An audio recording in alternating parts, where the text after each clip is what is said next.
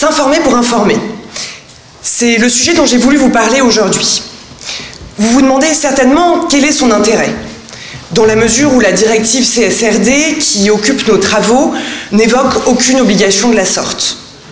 Cette directive impose en effet à certaines entreprises d'inclure dans leur rapport de gestion des informations de durabilité. Elle exige que l'information soit de qualité. Elle précise les points devant être abordés et elle nous donne des indications quant au caractère de l'information attendue. Elle s'intéresse en somme au produit fini, mais elle ne nous donne aucune indication quant à la manière de l'élaborer. Elle ne nous dit rien, ou très peu, sur les procédures qui permettent d'y arriver. Le travail préalable que l'entreprise doit fournir n'apparaît qu'à un seul endroit du texte, sous la forme d'un dévoilement supplémentaire, d'une description du processus mis en œuvre pour déterminer les informations incluses dans le rapport. Je pourrais donc répondre dès maintenant, de façon certes un peu provocatrice, à la question posée par l'intitulé de l'intervention. S'informer pour informer, quel encadrement? Aucun, si ce n'est obliger l'entreprise à dire comment elle s'est informée. Ce serait toutefois baisser les bras un peu vite, et ce pour au moins deux raisons. D'abord, car ce travail préalable d'élaboration de l'information est crucial. C'est de lui que dépend la qualité du produit fini. Négliger ce processus, c'est prendre le risque d'obtenir en bout de chaîne une information médiocre. Or, c'est aux antipodes de l'objectif affiché de la CSRD qui compte sur la qualité de l'information pour orienter les flux financiers vers les entreprises durables. Ensuite, parce que ce travail préalable d'élaboration d'information est nécessaire. L'information doit en effet être élaborée avant d'être transmise. L'obligation prévue par le texte, en tant qu'obligation de reporting, a quelque chose d'inhabituel par rapport aux obligations d'information plus classiques. L'entreprise doit informer autrui, mais sur elle-même, en sorte que son objet et son sujet se confondent. C'est donc une obligation réflexive, je dois dire ce que je fais. On le sait, c'est l'asymétrie informationnelle qui justifie les obligations d'information, a fortiori quand l'asymétrie est totale. En effet, on n'est pas ici dans une situation classique d'asymétrie dans l'accès ou dans la compréhension de l'information. Cela va beaucoup plus loin, puisque c'est l'entreprise qui crée, je dirais presque de toutes pièces, l'information qu'elle doit transmettre. C'est un peu comme les préférences de chacun de vous pour le petit déjeuner. Si vous ne me les donnez pas, je ne pourrai jamais les deviner. Si, en apparence, le texte impose qu'une obligation de dire, qu'une obligation formelle, il exige en réalité une obligation substantielle, comportementale, tenant justement, à minima, à l'élaboration de cette information. On pourrait la qualifier de quasi-comportementale pour la distinguer de l'obligation véritablement comportementale de devenir une entreprise vertueuse qui, elle, entendons-nous bien, n'est pas portée par le texte. Autrement dit, je fais ce que je veux tant que je dis ce que je fais. Mais attention, qui dit réflexif ne doit pas dire potestatif. Je ne dis pas que ce que je veux bien dire, je dois dire ce que je fais. Cela étant posé, nombreuses sont les entreprises qui expriment des difficultés à comprendre ce qui est attendu d'elles. L'une des pistes pour remédier à cette situation est de tenter de dégager les premières lignes d'un régime pour encadrer ce travail préalable d'élaboration de l'information. Pour ce faire, plusieurs chemins sont concevables. L'un d'eux, à mon sens, est de réorienter les projecteurs sur le préalable à l'obligation de dire en s'inspirant de l'obligation de s'informer pour informer. Ce mécanisme a été inventé par la jurisprudence civile et a été utilisé dans un but bien précis.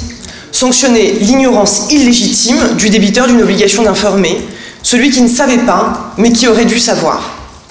En droit commun, elle prend la forme d'une exception au principe selon lequel la connaissance préalable de l'information conditionne l'existence de l'obligation d'informer. En matière de comptabilité socio-environnementale, puisqu'il s'agit d'informer sur ses propres pratiques, cette exception devient le principe. Toutefois, cette obligation de s'informer pour informer n'est pas sans limite. Il s'agit plutôt d'une obligation de moyens. C'est donc à l'aune du raisonnable qu'il va falloir apprécier ce travail d'élaboration. C'est d'ailleurs ce qu'invite à faire le législateur européen, qui évoque la charge administrative pesant sur les entreprises, laquelle ne doit pas être, nous dit-il, disproportionnée. Si tant est donc que l'on admette d'aborder cette charge administrative-là sous le prisme d'une obligation de s'informer pour informer, la question devient ainsi: quels sont les moyens raisonnables que l'entreprise doit mettre en œuvre pour élaborer l'information en la matière?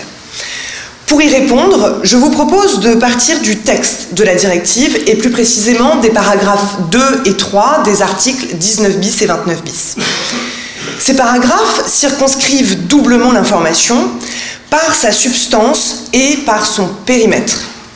Je partirai donc de ces deux aspects pour voir comment ils influent sur le travail d'élaboration de l'information.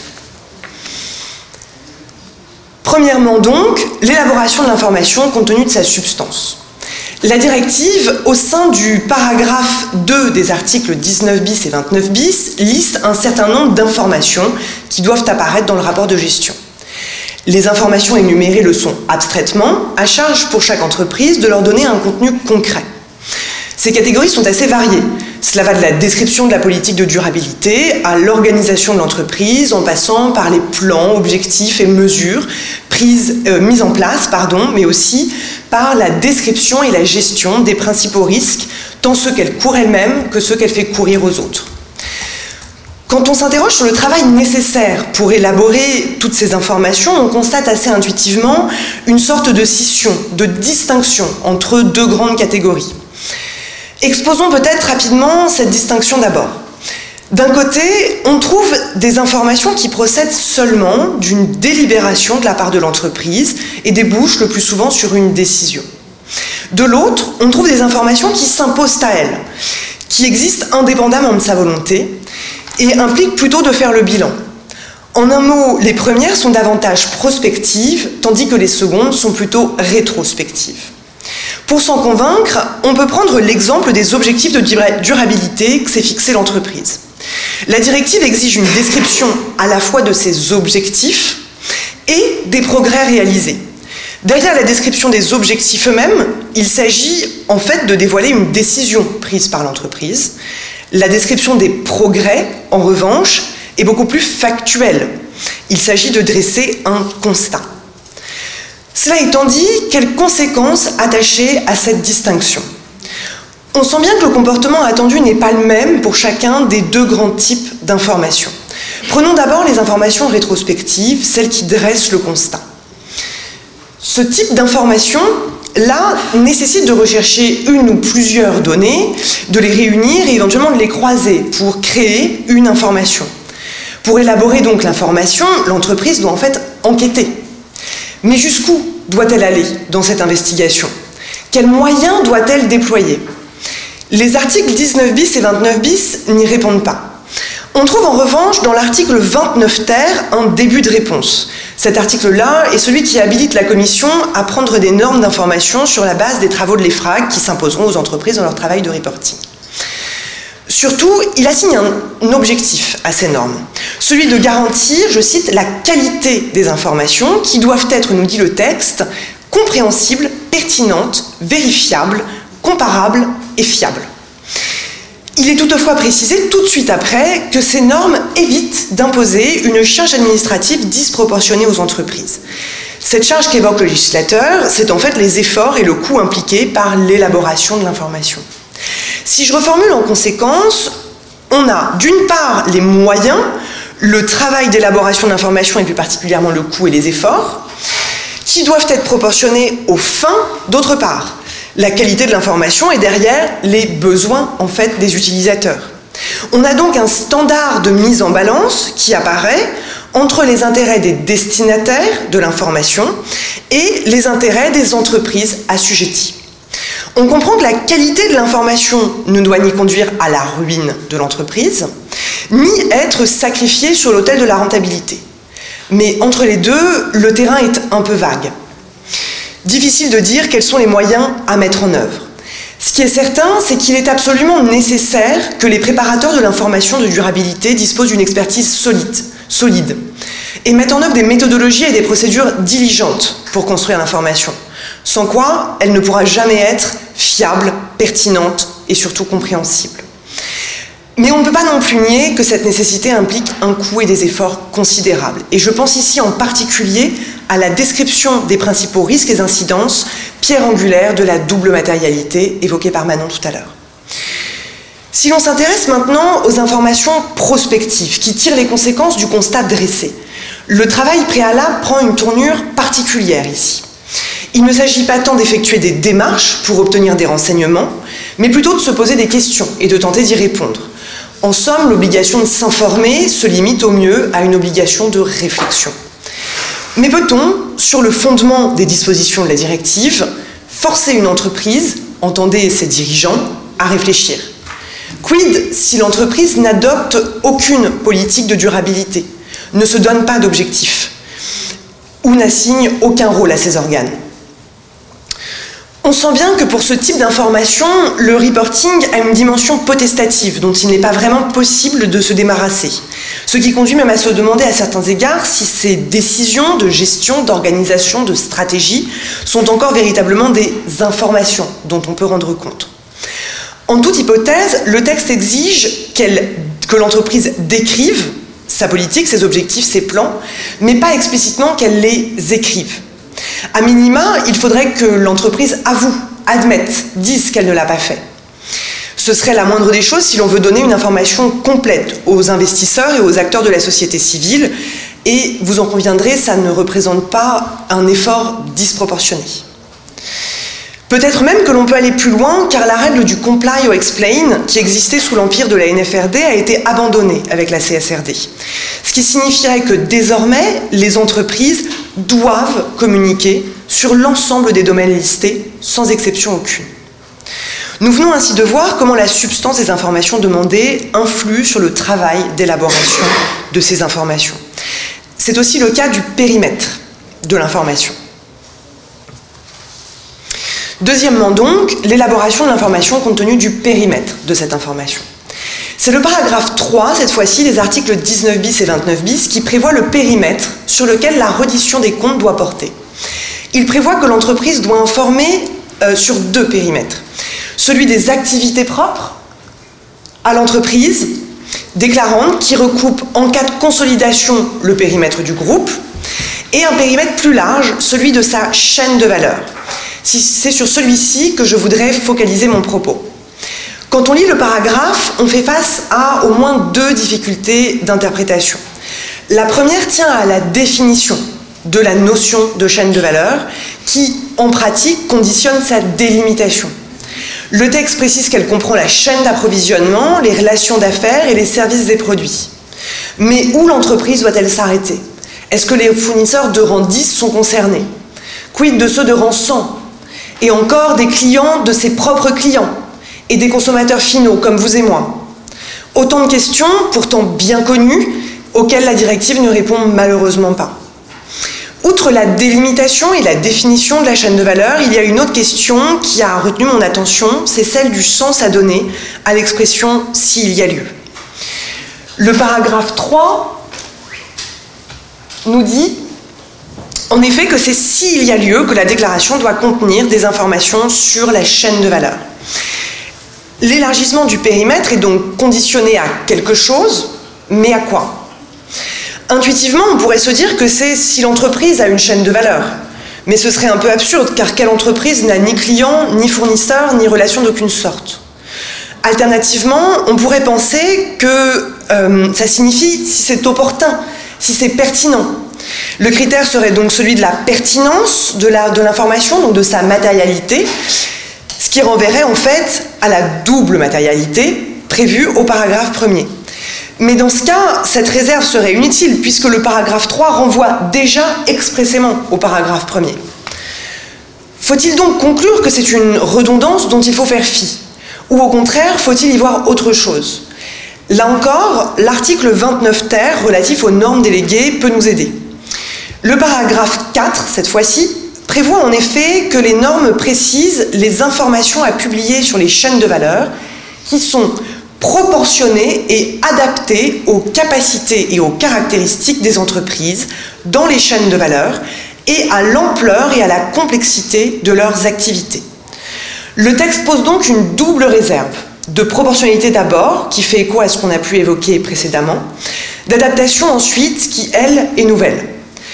Des informations adaptées, donc, mais non pas adaptées au sens de aptes à poursuivre le but poursuivi, à atteindre pardon, le but poursuivi, la qualité de l'information, comme on pourrait le penser, mais adaptées à la complexité et l'ampleur des activités et aux capacités et caractéristiques des entreprises. À vrai dire, on ne comprend pas très bien ce dédoublement de la réserve, car la datation ainsi entendue se confond assez largement avec l'exigence de proportionnalité.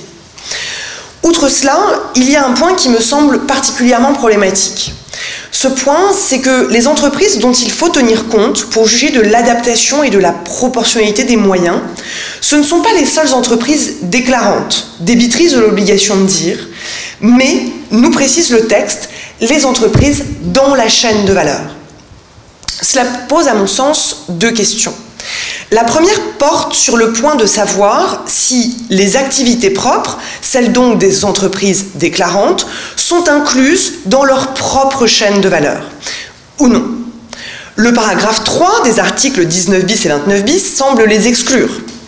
Cette vision-là est cependant directement contredite par les considérants de la CSRD et par les FRAG qui appréhendent la chaîne de valeur comme un tout englobant également et notamment les opérations propres. Si les activités propres ne sont pas incluses, on arriverait à une situation paradoxale où le caractère proportionné et adapté des moyens serait évalué non pas à l'aune de l'entreprise déclarante, mais à l'aune des acteurs de sa chaîne, sur lesquels l'obligation de dire ne pèse pourtant pas. La seconde remarque, qui prolonge la première, c'est que cela nous informe sur les présupposés de la directive quant à l'élaboration de l'information sur la chaîne. La directive aurait-elle en vue de répartir l'élaboration de l'information sur les diverses entités concernées? Est-ce à dire que si la charge de la déclaration pèse uniquement sur les entreprises déclarantes, la charge de l'élaboration, elle, doit être répartie? Pourquoi pas? À vrai dire, ça aurait du sens, puisque, en réalité, c'est chaque entreprise de la chaîne qui est la mieux à même de produire une information la concernant de qualité et au plus bas coût. Mais dans ce cas, il faudrait plus clairement organiser cette répartition. Et il est vraiment regrettable que ce texte n'ait pas été l'occasion d'encadrer les clauses pourtant déjà utilisées en pratique par les entreprises, et particulièrement les transferts de responsabilités qu'elles sont susceptibles d'emporter. En toute hypothèse, ce qui ressort de ce paragraphe 4, c'est que si l'acteur de la chaîne à inclure est lui-même soumis à déclaration, alors l'entreprise déclarante pourra se reposer sur les informations déclarées, à moins qu'on exige d'elle qu'elle vérifie l'information. Question laissée sans réponse. Si cet acteur est une PME, les informations la concernant ne doivent pas aller au-delà de ce qu'on peut exiger d'elle au titre du régime allégé applicable aux PME prévu par la CSRD. Et si l'acteur, en revanche, n'est pas soumis à déclaration, le texte nous dit seulement que la commission, dans les normes déléguées, devra tenir compte des difficultés pour recueillir les informations. Au vu de toutes ces incertitudes, notons pour terminer qu'heureusement, un régime transitoire a été mis en place pour les 3 premières années d'application du texte. En 2 mots, il prévoit qu'en cas d'indisponibilité de l'information sur la chaîne, c'est donc le critère de la disponibilité qui prévaut ici, on lui substitue une autre information, l'entreprise doit expliquer les efforts déployés, les raisons de leur échec et ce qu'elle entend faire pour obtenir l'information à l'avenir. Un retour donc, même s'il est provisoire, à la logique du principe applique ou explique, le fameux comply or explain.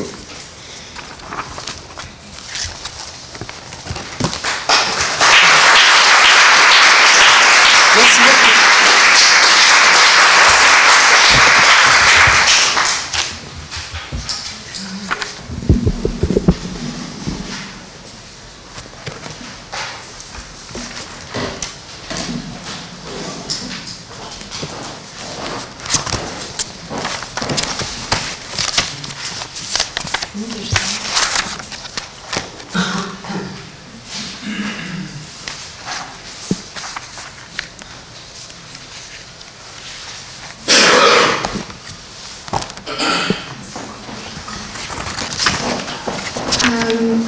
d'ajouter mes remerciements aux organisateurs, aux doctorants, pour leur accueil, pour l'occasion donnée aussi de parler d'un sujet qui a parfois des allures de tête d'épingle, de havre de la bureaucratie, et qui en fait regorge de tout un monde, toutes les théories sur qu'est-ce que c'est qu'une entreprise, envers qui est-ce qu'elle a des responsabilités, jusqu'où s'étend cette responsabilité. Et toutes ces théories, on les voit ressurgir au fur et à mesure des interventions qui ont lieu aujourd'hui, et j'en suis extrêmement heureuse. Au risque de caricaturer un petit peu le propos de Carla Treber, je dirais deux choses. D'abord, elle nous alerte sur un point qui est important, qui est que dire n'est pas toujours faire. Et de ce point de vue-là, elle appelle notre attention sur la nécessité de prendre nos distances par rapport à certains enthousiastes de la régulation par l'information. Ça, c'est le premier point, je pense, crucial dans ce que vous dites, Carla, et sur lequel je vous rejoins complètement. Le deuxième point sur lequel je serai peut-être un petit peu plus nuancée, et c'est sur ce point que portera mon commentaire, c'est finalement, je perçois chez vous, mais vous me direz, hein, n'hésitez pas à dire si je caricature trop, je perçois chez vous une forme de critique de la directive CSRD tirée par le constat qu'au fond la directive ne nous permet pas d'atteindre l'objectif de comparabilité des données qu'elle se donne pourtant comme finalité apparente, et que de ce point de vue-là, alors le risque, c'est qu'elle n'œuvre pas suffisamment à la redirection des flux financiers vers les activités qui sont les activités économiques durables. Est-ce que je caricature trop ou non, vous vous trouvez dans ce portrait-là? Okay. Alors, de ce point de vue-là, j'aimerais rappeler à l'attention du public quelques éléments sur la régulation par l'information. Il ne faut pas oublier donc que ces informations dont on parle sur la durabilité, elles ont une fonction de régulation, et que cette régulation par l'information, elle peut opérer par différents canaux. Le premier canal, c'est celui qui vient le plus immédiatement à l'esprit, c'est que si on informe, forcément on informe quelqu'un. Et ce quelqu'un, une fois doté des informations considérées, sera en capacité d'exercer des pressions sur l'émetteur, pressions qui peuvent prendre la forme, selon les cas, d'un désinvestissement de la part des actionnaires, d'un boycott de la part des consommateurs, mais aussi de contentieux, de naming and shaming, et on a entendu tous ces risques dans les interventions d'aujourd'hui.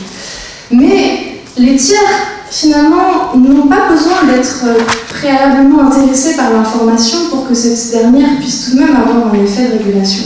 Le simple fait d'avoir à informer les tiers pousse à prendre en compte de nouvelles considérations et à mieux gérer les impacts, et cette idée selon laquelle on gère ce que l'on mesure, et donc finalement imposer aux entreprises de dire, d'informer les tiers, c'est leur imposer de mesurer et donc de prendre en considération des facteurs qui n'étaient pas accoutumés à intégrer dans leur projection et dans l'analyse de leurs impacts.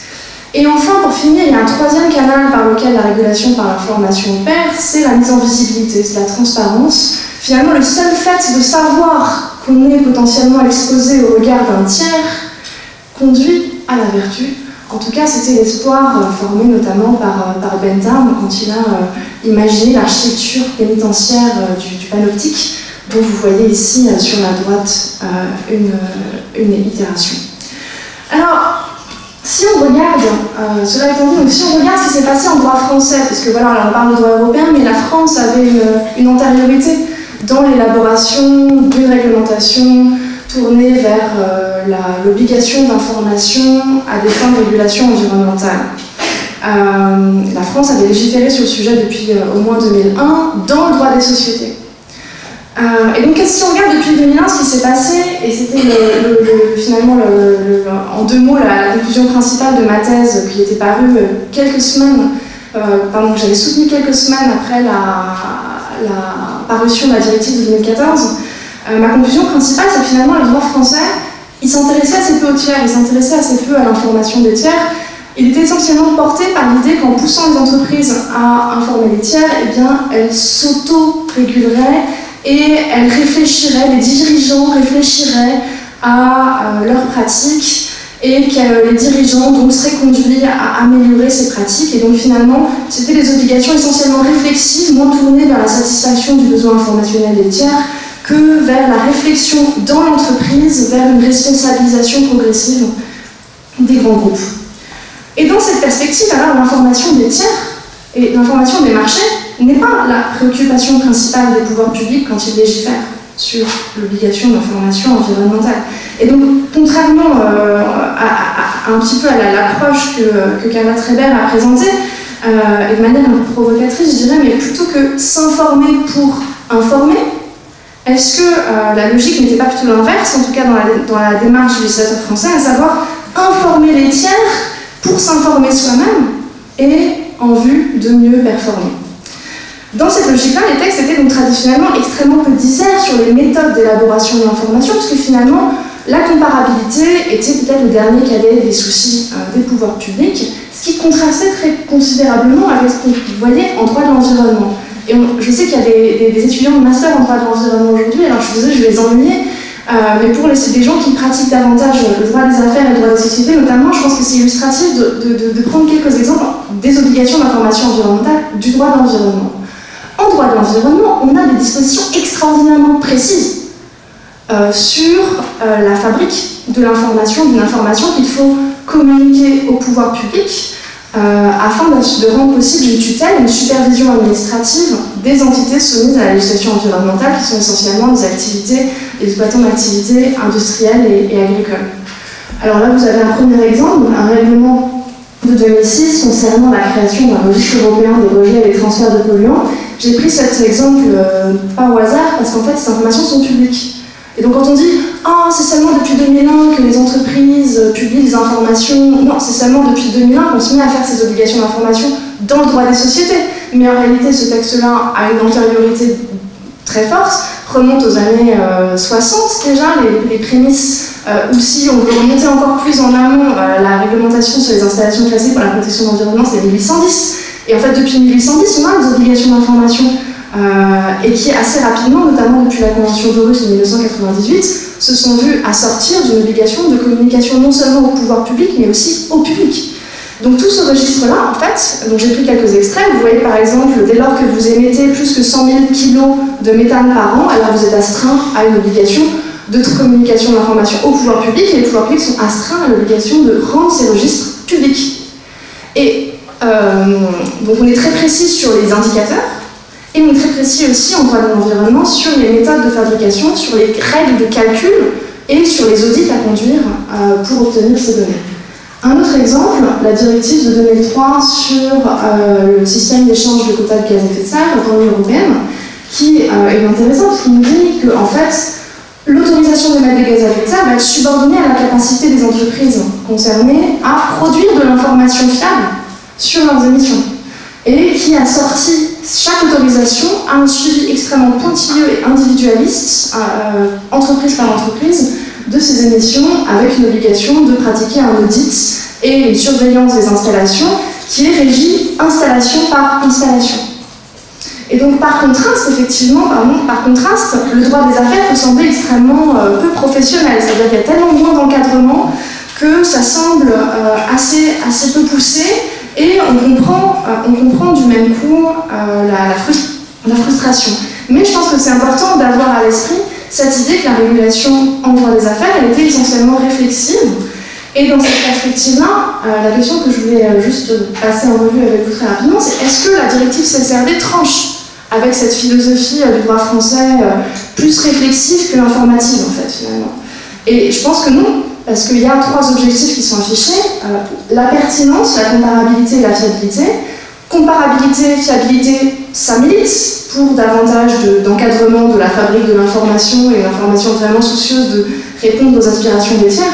Mais pertinence, le critère de pertinence qui se traduit par un standard de matérialité entièrement dans les mains de l'entreprise déclarante, conduit à mettre en défaut et tenir en échec les perspectives d'une information intégralement comparable.